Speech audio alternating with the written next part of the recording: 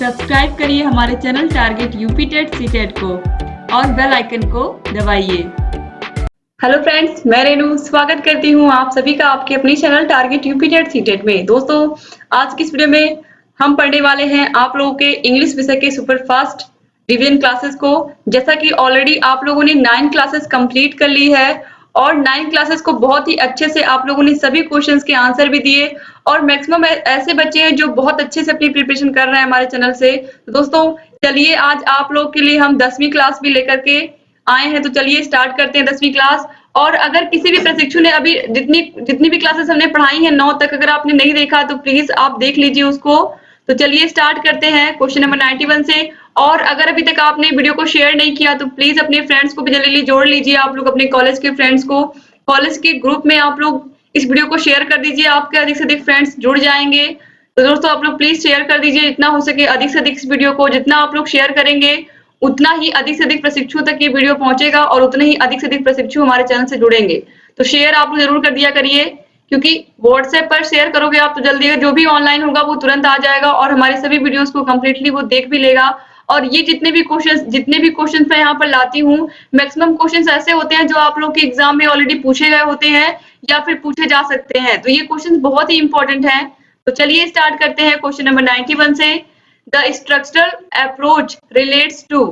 जो structural approach होता है, स्ट्रक्चरल अप्रोच यानी कि ये किससे रिलेट करता है, इसमें क्या क्या चीजें होती हैं। वर्ड पैटर्न होता है, सेंटेंस पैटर्न होता है, बोथ ए एंड बी और लेटर पैटर्न। दोस्तों, जो स्ट्रक्चरल अप्रोच होती है ये वर्ड पैटर्न और सेंटेंस पैटर्न दोनों पर आधारित होती है। तो इसीलिए यहाँ पर ऑप्शन सी जो है ये बिल्कुल सही होगा। उम्मीद करती हूँ मैक्सिमम लोगों ने आंसर यही दिया होगा और मैक्सिमम लोगों के आंसर सही भी हैं। तो यहाँ पर वर्ड पैटर्न और सेंटेंस पैटर्न दोनों ही बिल्कुल राइट आंसर है। क्वेश्चन नंबर 92 है, which of the following is in possessive case. Possessive case का मतलब होता है कि ऐसी स्थिति जिसमें हम क्या करते हैं, किसी भी चीज पर अपना अधिकार जमाते हैं। यहाँ पर ऐसा कौन सा प्रोनाउन है जो ये बता रहा है कि वो किसी पर अधिकार प्रकट करता है। तो जैसे आई हुआ, आई का मतलब क्या होता है, मैं, तो मैं कोई अधिकार नहीं हुआ। यू या तुम, इसमें भी कोई अधिकार नहीं आ रहा है। मी मतलब भी क्या होगा, आई का ही ऑब्जेक्टिव फॉर्म मी होता है। अब यहाँ पर ये जो माइन लिखा हुआ है दोस्तों, देखिए जो ऑब्जेक्टिव फॉर्म होता है और जो पॉसेसिव केस होता है, जैसे दिस कार इज माइन, मतलब ये बताता है किसी भी चीज पर आपका अधिकार है। जैसे ये घर मेरा है, ये कार मेरी है, इस तरीके से। तो यहाँ पर माइन प्रयोग होता है। तो इसीलिए यहाँ पर जो ऑप्शन डी है ये बिल्कुल सही है और मैक्सिमम लोगों ने यही आंसर भी किया है। अब क्वेश्चन नंबर 93 है, ये क्वेश्चन एग्जाम में आप लोगों के पूछा गया है इस तरीके का। Right the earth and 10th month of the English calendar. तो आप जनवरी से स्टार्ट करेंगे, जनवरी, फरवरी, मार्च, अप्रैल, मई, जून, जुलाई, अगस्त, सितंबर, अक्टूबर, नवंबर और दिसंबर। अब यहाँ पर गिनना शुरू करिए, 8वां मंथ कौन सा है, 1 2 3 4 5 6 7 8। तो 8 क्या है, अगस्त है। तो आपको बस सिंपली अगस्त की स्पेलिंग लिख देनी है, ठीक है, यहाँ पर जैसे मैंने लिखा है। इसके बाद अब ये 8वां मंथ हो गया, तो 10वां कौन सा है पूछा है। तो 8 के बाद 9 और ये 10, तो अक्टूबर 10वां मंथ है। तो इस तरीके से आप लोगों को जनवरी से लेकर के दिसंबर तक की स्पेलिंग बिल्कुल सही याद होनी चाहिए, ताकि आप लोगों के एग्जाम में अगर इस तरीके का क्वेश्चन आता है तो आप लोगों को डेज के नाम और मंथ के नाम इंग्लिश में अच्छे से स्पेलिंग सहित याद रखिए आप लोग, क्योंकि इस तरीके का भी क्वेश्चन आपके एग्जाम में पूछा गया है। तो अब हम देखेंगे question number 94, right the characteristics of good lesson plan. Lesson plan क्या होता है ये बताने की जरूरत नहीं है, आप लोगों को भी पता है कि जब भी टीचर क्लास में जाते हैं तो बिना लेसन प्लान के वो नहीं जाते। तो क्या क्या चीजें लेसन प्लान में होती हैं, कैसे हम कहते हैं कि वो बहुत ही अच्छा लेसन प्लान है। लेसन प्लान का मतलब यही होता है जो भी लेसन या जो भी चैप्टर आप क्लास में पढ़ाने वाले हैं बच्चों को, वो आपको बिल्कुल तैयार होना चाहिए अच्छे से। आप जब जाएंगे क्लास में तो केवल बच्चों को अच्छे से समझाना है, बच्चों से कौन कौन से क्वेश्चंस पूछने हैं, किस किस तरीके के बच्चे आंसर दे सकते हैं, फिर कैसे क्वेश्चन पूछना है, ये सभी चीजें ऑलरेडी पहले से आपको प्लान करके लेकर के जानी होती हैं। यही होता है गुड लेसन प्लान। तो गुड लेसन प्लान में क्या क्या चीजें होती हैं चलिए देखते हैं।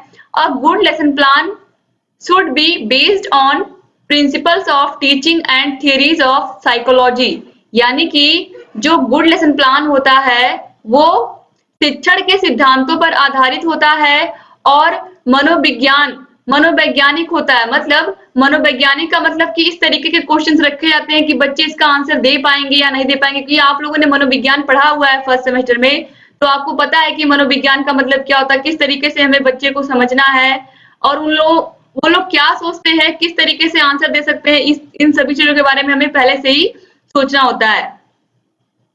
इसके बाद है दूसरा, a good lesson plan must follow a standardized format, यानी कि यहाँ पर बताया गया है कि एक स्टैंडर्ड होना चाहिए जो लेसन प्लान आप बना रहे हो। स्टैंडर्ड का मतलब, क्योंकि आपकी क्लास में बहुत सारे ऐसे बच्चे हैं जो बहुत अच्छे नहीं है, सारे के सारे बच्चे तो पढ़ने में अच्छे नहीं होते हैं, या सारे के सारे बच्चे ऐसे तो होते नहीं है जिनको सारी चीजें समझ में आती हो। तो ये आपको ध्यान रखना होगा कि किस तरीके से आप बच्चों को अच्छे से समझा पाए जो चीजें आप बना करके लेकर के गए हैं। इसके बाद तीसरा पॉइंट है, अ good lesson plan must give general and specific objective separately, यानी कि जो चैप्टर है उसको पढ़ाने का साधारण उद्देश्य क्या है और मुख्य उद्देश्य क्या है इस चैप्टर को पढ़ाने का, ये क्लियर होना चाहिए कि बच्चों को आखिर में ये चैप्टर आप पढ़ा क्यों रहे हो, उद्देश्य क्या है इसका। ठीक है, तो ये बिल्कुल क्लियर होना चाहिए। इसके बाद समरी ऑफ लेसन में also be given in the lesson plan, यानी कि लेसन प्लान में पूरा समरी होना चाहिए, उस चैप्टर का एक सार होना चाहिए कि इसको किस तरीके से हमें पढ़ाना है और इसका मतलब क्या है इस पूरे चैप्टर का, कम शब्दों में। इसके बाद देखिए 5 नंबर है, revision work, exercise and homework should be mentioned, यानी कि बच्चों को आपको कैसे रिवीजन वर्क का मतलब कि उनका पहले आपको रिवीजन वर्क देखना है, क्लास में जो आपने पहले पढ़ाया है वो उनका रिवीजन कराना है। एक्सरसाइज उन्हें अभ्यास कराना है, क्लास में उन्हें क्वेश्चन आंसर कराने हैं। फिर आपको उन्हें होमवर्क भी देना है, तो ये सभी चीजें ऑलरेडी आपके लेसन प्लान में मेंशन होनी चाहिए। इसके बाद छठवां पॉइंट है, lesson plan should be systematic and organized, जो लेसन प्लान होना चाहिए वो बिल्कुल सिस्टमेटिक होना चाहिए, बिल्कुल प्रस्तावना कौशल, प्रश्न कौशल, ये सभी सिस्टमेटिक। इसके बाद श्यामपट्ट कौशल, ये सभी चीजें सिस्टमेटिक होने चाहिए। इसके बाद lesson plan should be systematic and organized. दोस्तों ये रिपीट हो गया है, तो यहाँ पर इस तरीके से आप देख सकते हैं कि यहाँ पर जितनी चीजें मैंने बताई, आप अगर 6 पॉइंट भी अच्छे से एग्जाम में लिख देते हैं तो आपके नंबर बहुत अच्छे आएंगे। इसके बाद क्वेश्चन नंबर 95 है, punctuate the following putting capital letters and other punctuation marks where ever necessary, यानी कि यहाँ पर कहाँ पर कैपिटल लेटर लिखना है, कहाँ पर स्मॉल लेटर लिखना है, कहाँ पर आपको डबल इन्वर्टेड कॉमा का यूज करना है, कहाँ पर सिंगल कॉमा का यूज करना है, कहाँ पर क्या क्या चीजें इसमें कमियां हैं, सब आपको सही करना है। तो देखिए सबसे पहले राम तो कैपिटल, ठीक है। सेड टू श्याम, राम ने श्याम से कहा। अब राम ने श्याम से कहा, तो अगर हम देखें यहाँ पर तो श्याम के बाद कॉमा लगेगा और यहाँ पर एस हमें कैपिटल लिखना है। फिर where are you going, Ram पूछ रहा है श्याम से, तो ये वेयर आर यू गोइंग ये पूछा जा रहा है ना, तो इसीलिए ये डबल इन्वर्टेड कॉमा में रहेगा। और इसके बाद वेयर आर यू गोइंग, चूंकि ये क्या है, ये प्रश्नवाचक वाक्य है तो प्रश्नवाचक चिन्ह भी लगेगा। इसके बाद श्याम रिप्लाइड, श्याम ने आंसर दिया, फिर कॉमा, उसके बाद double inverted comma, I am going to Mumbai. तो इस तरीके से ये सेंटेंस बनेगा। और इस तरीके का भी क्वेश्चन आपके एग्जाम में पूछे गए हैं कि कैसे इस तरीके का क्वेश्चन अगर आप आएगा तो आप कैसे उसमें कॉमा, इन्वर्टेड कॉमा, कैसे आप जो नाउन है उसको कैपिटल लेटर में लिखेंगे, ये सभी आपको पता होने चाहिए।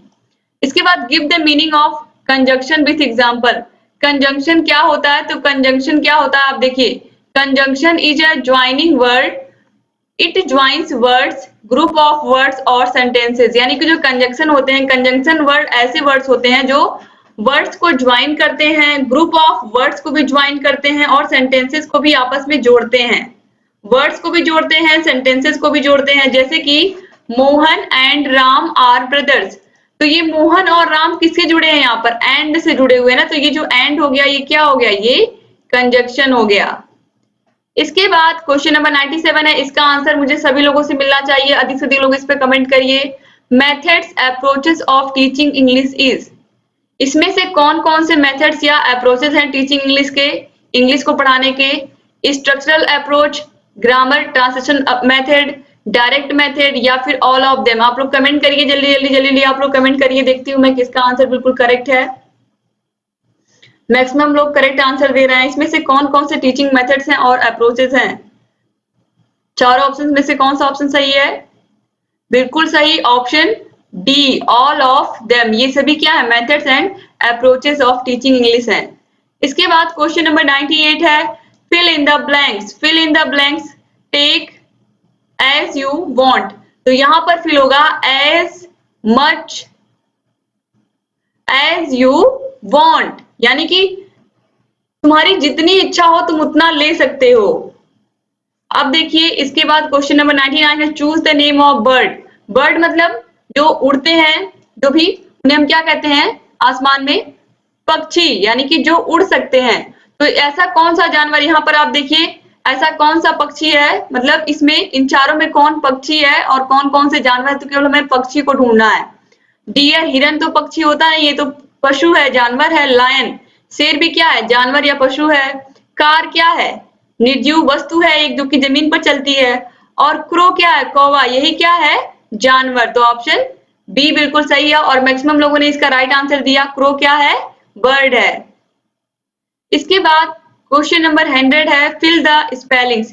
करेक्ट स्पेलिंग फिल करनी है, तो आप लोग इसमें स्पेलिंग फिल करके बताइए जल्दी जल्दी आप लोग।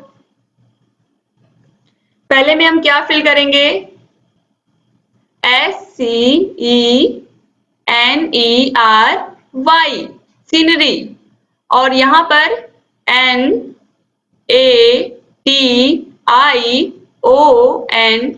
नेशनल मतलब राष्ट्रीय। तो इस तरीके से यहाँ पर आपके टोटल 100 क्वेश्चन कंप्लीट होते हैं। उम्मीद करती हूँ कि आज का सेशन भी आपको अच्छा लगा होगा। अगर वीडियो अच्छा लगा तो प्लीज वीडियो को लाइक करना बिल्कुल मत भूलिएगा और अपने अच्छे अच्छे प्यारे प्यारे कमेंट्स ऐसे ही आप लोग करते रहा करिए। और वीडियो को अगर अभी तक आपने शेयर नहीं किया तो प्लीज शेयर कर दें अपने कॉलेज ग्रुप में। और अगर चैनल को अभी तक आपने सब्सक्राइब नहीं किया तो प्लीज सब्सक्राइब कर दीजिए हमारे चैनल को। और यहाँ पर घंटी का निशान होगा, उसको भी प्रेस कर दीजिए ताकि हम जो भी नई वीडियोस बनाते हैं उन सभी का नोटिफिकेशन आप लोग के पास समय से पहुंचे और आप हमारे सभी वीडियोस को ऐसे ही देखते रहें। एक बार फिर से आप सभी का बहुत धन्यवाद दोस्तों। आपको सभी विषयों की लिंक डिस्क्रिप्शन बॉक्स और कमेंट बॉक्स में मिल जाएगी। और अगर आपको ये पूरा PDF चाहिए इसका, तो उसके लिए आपको हमारे टेलीग्राम से जुड़ना होगा। टेलीग्राम पर आपको सभी वीडियोस मिल जाएंगी। तो वीडियो पूरा देखने के लिए एक बार फिर से आप सभी का बहुत धन्यवाद। मिलते हैं नेक्स्ट वीडियो में, तब तक अपना ख्याल रखिएगा, अपने परिवार का ख्याल रखिएगा और ऐसे ही हमारे चैनल से बने रहिएगा। जय